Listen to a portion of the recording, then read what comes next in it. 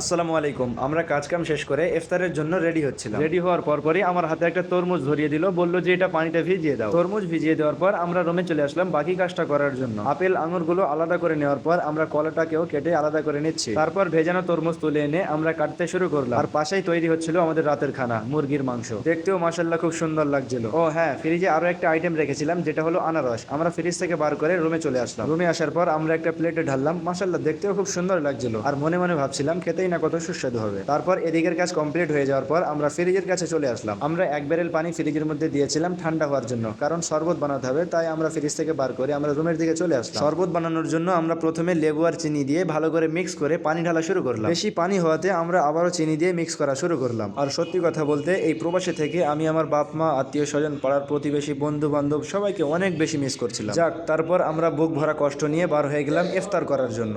ইফতার করে নামাজ পড়ার পর আমরা সকলে বসে এখানে কিছু আলোচনা করছিলাম, আর এইভাবে আজকের ইফতার আমরা সম্পূর্ণ করলাম।